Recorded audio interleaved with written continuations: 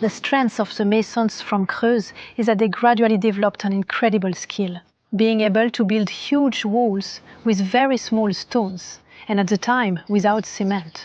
So it was just with clay and tuff. And on top of that, it's very pleasant to work with because it's like clay. It sticks and it's easy to clean, really nice to use. It becomes extremely hard, harder than cement and more durable than cement.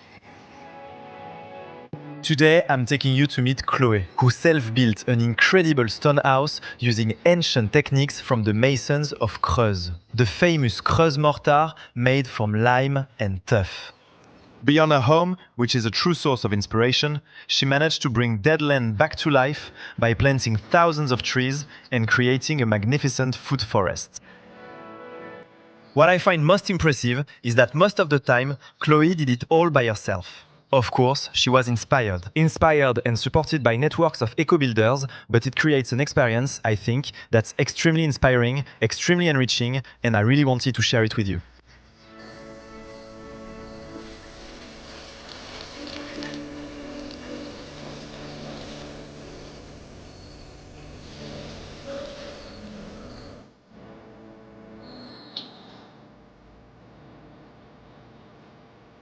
I arrived here when I was barely 18, but I was already a mother.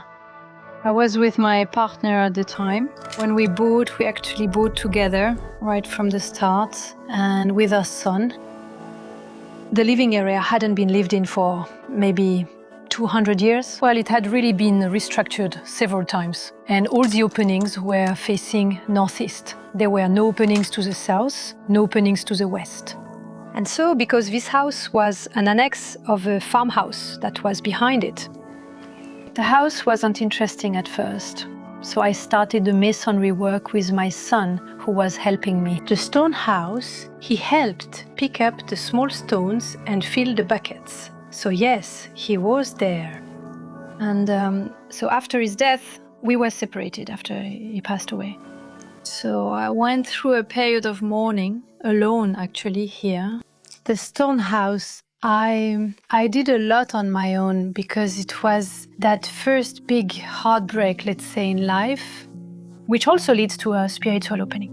Because you can't, at first I thought, well, when you die, you decompose and maybe some plants grow on you, and that's it just ends there. But when you lose a child, well, that reality can no longer exist.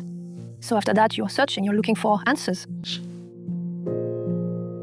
And building things, it actually helped me channel everything. I could have fallen into alcohol, into drugs, into other things, but I ended up falling into something else, because that's kind of a family trait, into being a workaholic.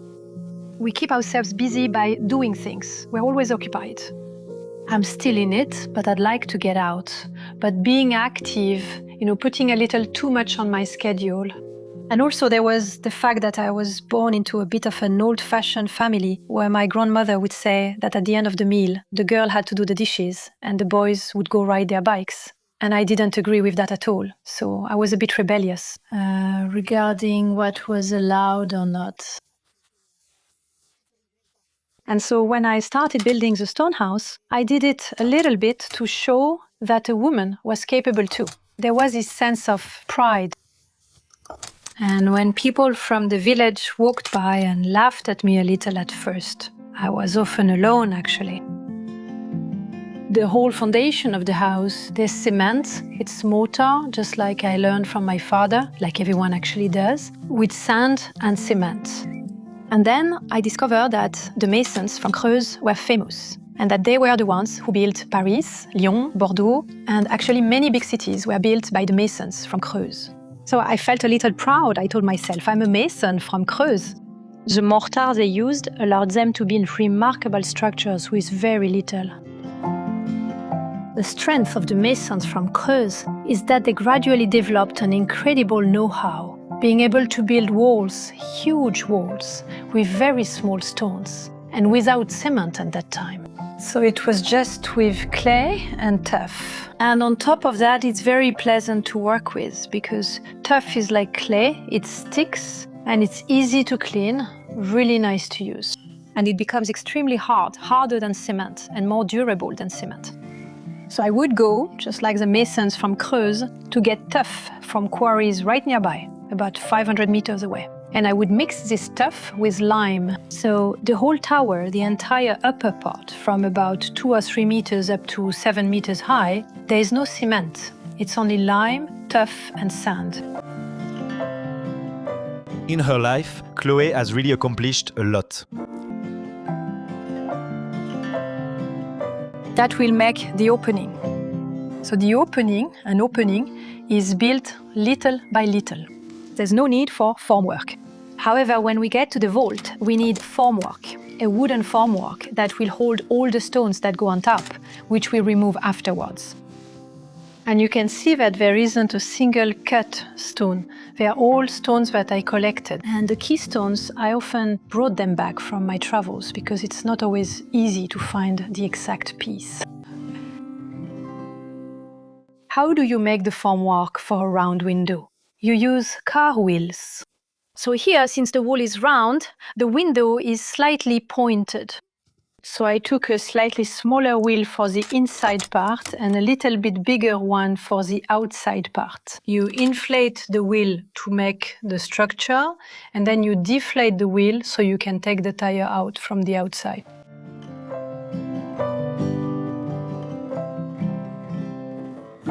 Since the walls were already very tall, I wanted to optimize the space. So I thought it should be a roof frame that, takes up less space.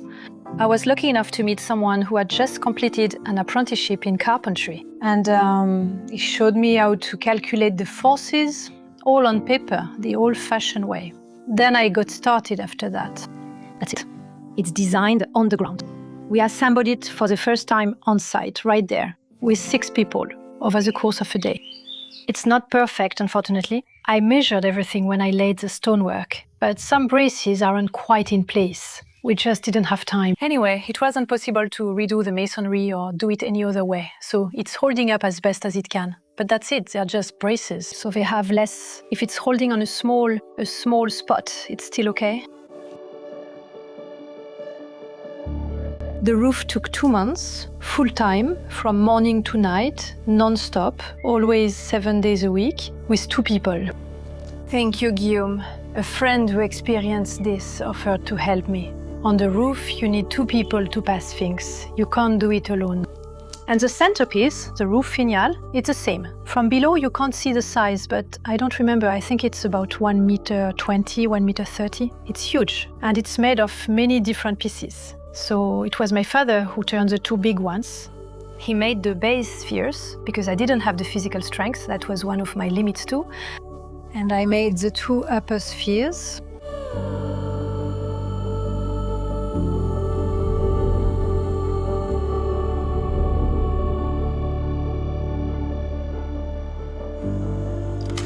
I come from a poor family. They came to make a living from pottery in Creuse, and they had a lot of children, so there were 6 children at home, so there wasn't always enough to eat. But despite that, they decided that for our education, they would make us travel around the world. Because they thought if we only see France, we would be missing something. So they took us with very little money in an old truck around the world for several years to discover other cultures. So that was the greatest gift they could give us. So I kind of fell in love with India during those trips. Well, there were several trips, but the biggest one was to Asia for a year and a half. And I was quite shocked. So I was 12 or 13 years old at the time, and I realized that one French person was worth 100 Indians in terms of inequality on the planet. Because we traveled around the world, people saw us as different. On top of that, I wore skirts. We were in a small area in Creuse, which was a bit racist. And it wasn't necessarily easy. I wanted to fit in like everyone else when I was 13. I started smoking, having a drink at the bar, just like everyone else, to fit in socially. And when I came back from the big trip, I thought to myself, how much does a pack of cigarettes cost? That's 3 months' salary. And suddenly it just clicked. And I told myself, no, I'm not having another drink at a bar. I'm not smoking another cigarette. I'm stopping everything. and I'm going to make my life count. It also leaves a mark when you travel and see that there are people who struggle to eat, that life is much less simple in other parts of the world. And so I came back and I told myself I wanted to create an association to share ecological know-how that would be accessible to everyone, to people everywhere. And so that wasn't easy. But so I created the association in the year 2000, Tout autour de la terre. It was kind of a play on words because it's terre as in pottery clay, terre because there were people from all over the world, and terre as in garden soil because even back then we were already very much into permaculture and gardening. And so people would come to do a bit of volunteering, to take part in workshops. There were all kinds of courses: basket weaving, pottery, water recycling ponds, planted filtration systems, eco-construction, permaculture courses, and even dance workshops. There were also cultural workshops, cultural activities. We organized concerts, so it was quite lively. From 2000 until 2006 or 2007, I had an accident. I fell from the tower. I was building, but when I couldn't walk anymore, everything for the association stopped. I grafted all the interesting old varieties I found and ended up with over 250 types of apples. I decided it was time to stop focusing on apples. So I had all the local varieties. And that's when, after I fell from the tower, I went to a yoga center for more than 6 months to recover my health, because I couldn't walk anymore. And then I had major health problems from that moment on, following that accident. I had a stomach ulcer, and I also had quite a few internal problems. I told myself, I have all this plant treasure in my hands. That's when I realized that I had all the local varieties, that I had 150 local varieties from Creuse. And I thought, it would be great if this could be accessible to everyone. That's when, after I came back from that episode, I started a nursery.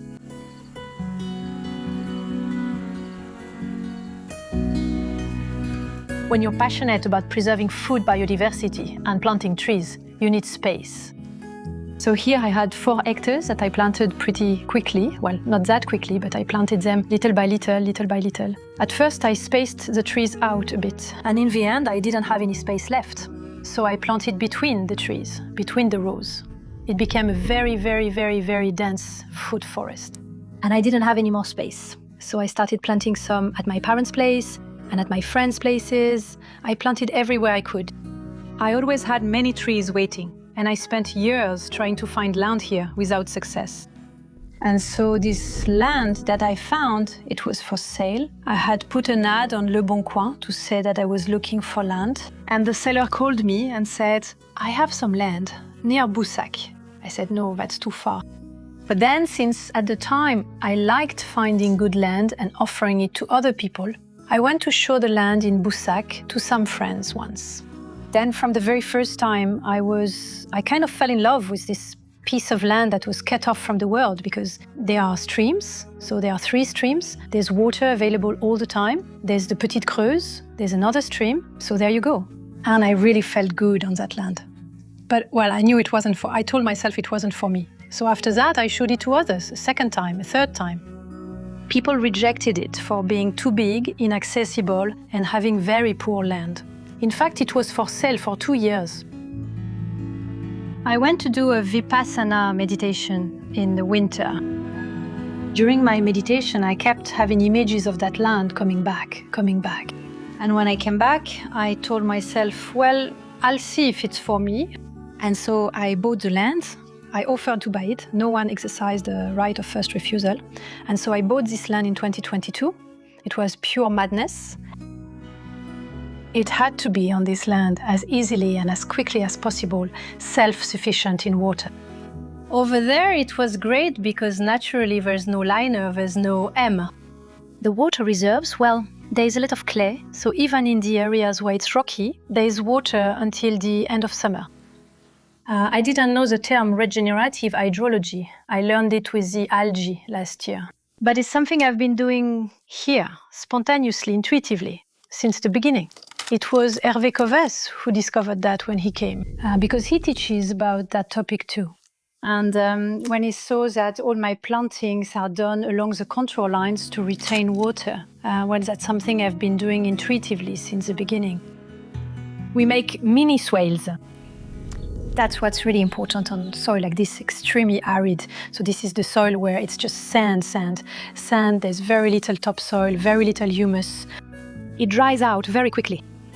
And so it creates little berms that retain water. When there are heavy rains, everything is planted along the contour lines across the whole land, systematically. Systematically, small berms retain water along every row of plantings.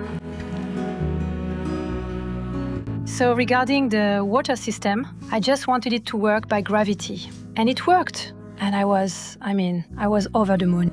I built a large water reservoir at the very top, since it needs to be there. Just some 32mm pipes with drippers, and so all the holes were watered. Except that, since it was experimental and I didn't know where to find the information, my drip lines went too far. As a result, I suffered a lot of die-off at the ends of the drip lines. All the perennial plantings have permanent drip lines, partly buried and buried under the path. But when it's nursery stock that might be moved, well, I use flexible pipes like this. That way, I can come and water a row, I'll unclip there and return to clip it here. There you go, it's just for as long as it's needed, because usually I water during the first year, sometimes even in the second year. But in the third year, like this one, we stop watering. It grows on its own. Since I have hundreds of little trees to plant every year, the most practical and fastest technique is to run a rototiller over the surface, just to get rid of the grass.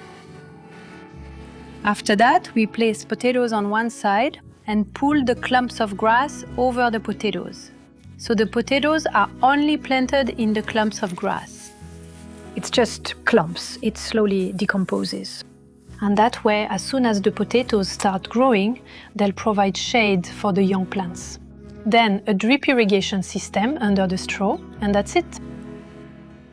The ideal is to create what will bring life, to plant that first. What I should have done is plant in circles. I put the cart before the horse, so it was very risky. And that's why I've been crying these days because of the drought.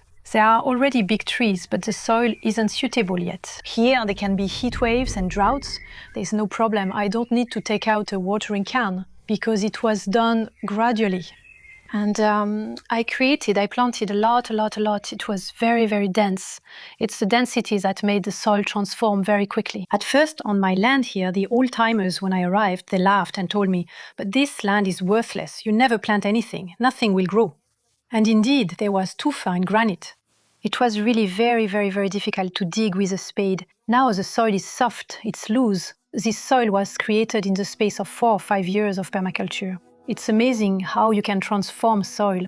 So since I had that experience, I expected things to change pretty quickly on this big piece of land. But no, it actually takes time. It's already been a few years now. And then when there are heat waves, it's hard because my trees die. It can happen that it's just too much. And so, from time to time, I get help that boosts my morale. Because it's true, I really love being alone, honestly. But here, it's just too big. There are activities that I don't like to do. For example, right now, I'm really apprehensive because I really don't like driving the tractor at all. It's honestly the thing I like doing the least. And there are areas like here where the irrigation system, it's not that it's not suitable, it's just that a lot of the small plants have dried out. So there's a lot of water for just a few plants. It's all drip irrigation. And so since it's urgent, because there are trees that are dying of thirst, we're going to have to go back and forth with the water tank trail. It's hard to keep trees alive on rocky ground. I shouldn't have done it. But well, they are planted now. I can't move them. It's complicated. Trees don't really like being moved. So there are a lot of trees that are dying. And my only way to keep them alive on the rocky ground down there, where the water doesn't reach, is with a tractor and a water tank. It's irrational because spending hours on it, it's taking a toll on my health. And well, it's not always easy. I love living things, I love plants, and I planted my favorite trees down there at that time because those were all the trees that had been waiting for years. So there are lots of trees. I lost all the fig trees and everything. Well, a lot. There's a lot of mortality because of the drought. I would like to say a big thank you to Eric, someone who actually came to save me. I became depressed last year when I saw all my trees drying up. And I have a friend who came to help me with the tractor, the water tank, and who bravely watered everything. He spent weeks and weeks, I don't know exactly how long, but watering everything. He saved all the trees. And he not only saved the trees in the orchards where I have the drip irrigation, where it works, but he also went to save those trees that are a little bit neglected over there, down below on the rock. And so, since he suddenly brought new life to that area, well, it encourages me to want to keep trying to save them too.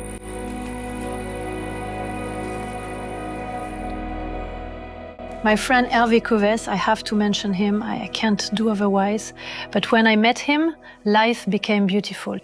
Life is extremely beautiful, but sometimes we forget because we live in a somewhat dark world. But as soon as we settle in, as soon as we do something, suddenly there are frogs, there are dragonflies, and there are lots of little insects that come and settle, and actually little by little, life comes back, life takes over. So even if at times we are completely desperate with what's happening on the planet right now, on a geopolitical level, it's never been so serious and so depressing. It's not easy to manage being consistent, but being able to shut off that part of the mind, to be there, in the moment, in what we're experiencing, in the beauty. It's paradise. Actually, Earth is a paradise.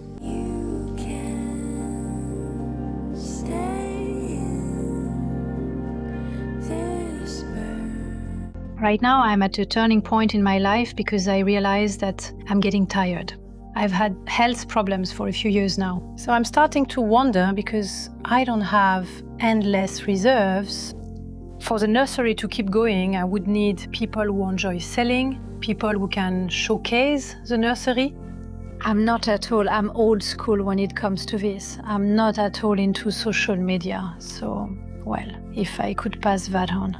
Also, if I had someone who would want to come as a partner for the long term, to live, to enjoy the fruits, the biodiversity, well, that would be great too.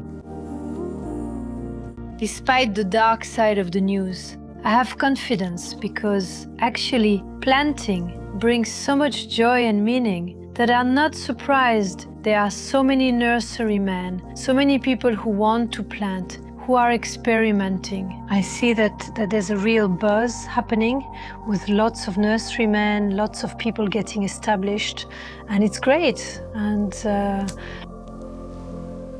the conclusion I want to share is, above all, don't forget that life is beautiful. Well, you're right. But it's true.